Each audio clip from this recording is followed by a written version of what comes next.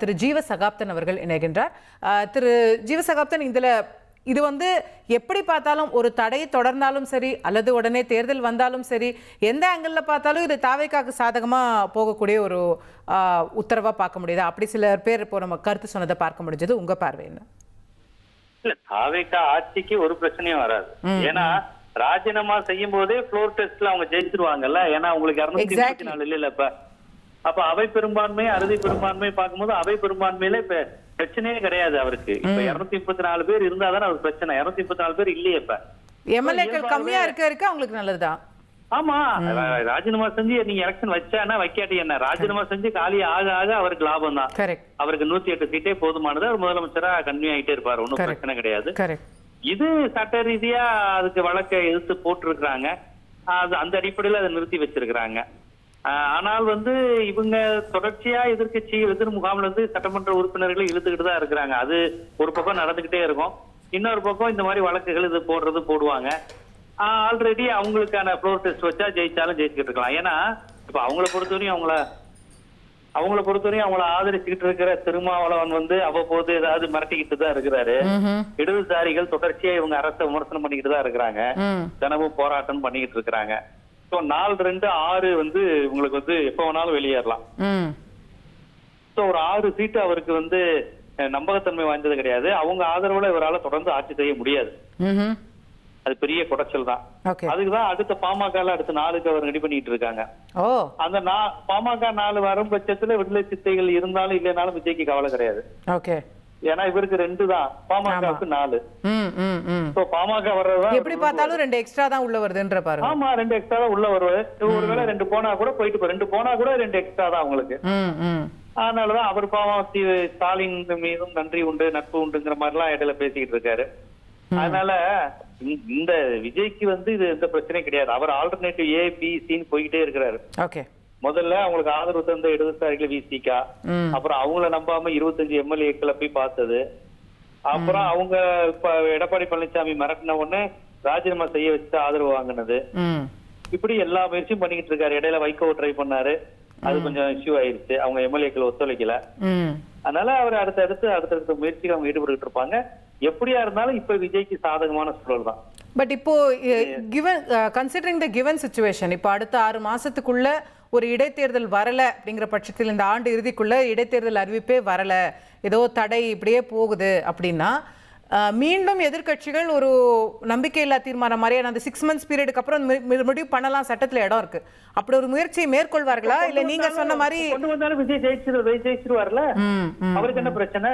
உங்களுக்கு 234 கிடையாது, உங்களுக்கு அறுதி பெரும்பான்மை தேவையில்லை. இப்ப 7 போயிடுச்சுன்னா உங்களுக்கு 227 தான் வரும்.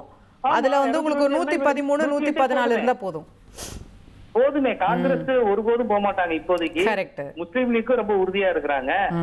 அதனால ஒரு பிரச்சனையும் உங்களுக்கு வராது. அதனால ரொம்ப ஸ்ட்ராங்கா இருக்கிறாங்க. அதனால ஒரு பிரச்சனை. பட் திரு ஜீவா, அரசுக்கு எந்த பிரச்சனையும் இல்லைங்கிறது பாக்குறோம்.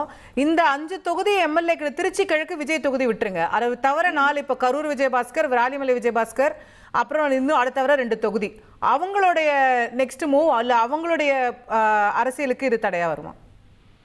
அவங்களுடைய அரசியல் கண்டிப்பா தடை தான். அவங்க எதுக்கு வந்தாங்க? அமைச்சர் பதவி அதிகாரத்துக்கு வர்றாங்க. இல்லாட்டி அவங்க இருக்கிறதுனா அதிமுக இருக்கலாமே. எதுக்கு ரிசல்ட் மட்டும் மாறி வந்திருந்தா அவங்க இந்த மாதிரி பண்ணுவாங்களா? விஜய் நோக்கி வருவாங்களா? விஜய் மட்டும் ஜெயிக்காம இவ்வளவு சீட்டு வாங்காம திமுக ஜெயிச்சிருந்தாலோ அதிமுக ஜெயிச்சிருந்தாலோ மாறி வர போறாங்களா? நான் எம்ஜிஆர் ஜெயலலிதாவை விஜய்கிட்ட பார்த்தோம்னு சொல்லிட்டு வருவாங்களா? இதெல்லாம் ஒன்னும் பிரச்சனை கிடையாது. அவங்களுக்கு இப்ப அமைச்சர் பதவி வேணும். அதுவும் கண்டிப்பா விஜயபாஸ்கருக்குலாம், மத்தவங்க திருப்பி நிக்கிறாங்களா என்னன்னு தெரியல. விஜயபாஸ்கர் போன்றவர்களுக்கு கண்டிப்பா இது உண்டு, அமைச்சர் பதவி கண்டிப்பா. அதெல்லாம் பேசிதான் வந்திருக்கிறாங்க. ஏன்னா இப்ப இவங்க கீர்த்தனா, அந்த இவர் சரத், அது மாதிரி 2-3 பேரை கூட நீக்கலாம் வாய்ப்பு இருக்கு. அது மேபி இவங்களுக்கு வேணும்னா அவங்க அப்படிலாம் பண்ணி விடுவாங்க, ஒன்னும் பிரச்சனை கிடையாது. பட் அதெல்லாம் இப்ப நீங்க சொல்றது இது எல்லாமே நடந்தாதான் அது நிஜமா நம்ம பார்க்க முடியும். பட் ஒருவேளை உங்க யூகங்கள் சரியா இருக்குன்னா முதல்ல அவங்க எம்எல்ஏ ஆகணும். பட் அதுக்கே இப்ப தடை இருக்கு. ஆமா ஆமா, அதுக்கு அதான் சொன்னேன், அவங்களுக்கு இது பிரச்சனை தான். விஜய்க்கு பிரச்சனை கிடையாது. விஜய்க்கு ஒண்ணும் இல்ல. இப்ப கொஞ்ச நாள் கழிச்சு அமைச்சர் பதவி தரலாம் அவங்களுக்கு. இப்ப நின்று இப்ப கரூருக்கு போனது வீணா போச்சு. அவரு கரூர் எதுக்காக போனாரு? பிரச்சாரம் செய்ய தான் போனாரு. திருச்சி கிழக்குக்கு எதுக்கு போனாரு? நன்றி தெரிவிக்க போனாரு, பிரச்சாரம் தெரிவிக்க போனாரு. சரி. இவரை ஜெயிக்க வச்ச பெரம்பூருக்கு இதுவரையும் போகவே இல்லை. ஏன்னா அங்க தேர்தல் வரல. பெரம்பூர்ல ஏதாவது தேர்தல் வந்தா அவர் போவாரு. இப்ப திருச்சி கிழக்கு தேர்தல் வருது, அதனால போனாரு. இதுக்கு கரூர்ல விஜயபாஸ்கரை ஜெயிக்க வைக்கணும், அதனால ஒரு பிரச்சாரம் செய்யறதுக்கான கிரவுண்ட செட் பண்ண போனாரு. போனது பாவம் வேஸ்டா போயிருச்சு. இந்த ரிசல்ட் கூட கொஞ்சம் முன்னாடியே வந்திருந்தா விஜய் அங்க கூட இவ்வளவு சீக்கிரம் போயிருக்க மாட்டாரு. ஏன்னா எலெக்ஷன் இப்போதைக்கு கிடையாதுன்னா எதுக்கு போய் அவசரப்பட்டு போனோம், போயிருக்க மாட்டாரு, போயிருக்க வாய்ப்பு இல்ல. இந்த கோர்ட் தீர்ப்பு கொஞ்சம் லேட்டா வந்துருக்கு, சீக்கிரம் நேத்தே வந்திருந்தா கூட இன்னைக்கு கேன்சல் பண்ணிருப்பாரு. Okay right. Okay right. இது உங்களுடைய பார்வை வெளிப்படுத்துறீங்க. நன்றி திரு ஜீவசகாப்தன், உங்களுடைய விரிவான பார்வைகளுக்கு. இப்போ தமிழகத்தில் காலியாக இருக்கக்கூடிய 7 தொகுதிகளில் 5 தொகுதிகளுக்கு இடைத்தேர்தல் அறிவிப்பதற்கு தடை விதித்து சென்னை உயர்நீதிமன்றம் ஒரு உத்தரவை பிறப்பித்திருக்கிறது. ஜூலை 31ஆம் தேதிக்கு அடுத்த இந்த வழக்கு தள்ளி வைக்கப்பட்டிருக்கிறது. அதுக்கப்புறம் தான் நமக்கு அதனுடைய ஸ்டேட்டஸ் என்னங்கிறது தெரியும். இதில் முதலமைச்சராக இருக்கட்டும், சட்டமன்றத்தினுடைய செயலாளர், அவர் தான் இந்த தொகுதி காலின்னு அறிவிக்க வேண்டியவர், அவர் உள்ளிட்ட மத்திய அரசு, தேர்தல் ஆணையம் எல்லாருமே பதிலளிக்க நோட்டீஸ் கொடுத்து இந்த வழக்கை நீதிமன்றம் தள்ளி வைத்திருக்கிறது அப்படிங்கிறத பார்க்குறோம்.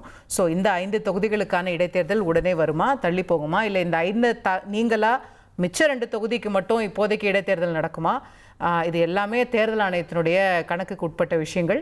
நம்ம பொறுத்திருந்து பார்க்கணும். இனி செல்லும் இடமெல்லாம் செய்தி.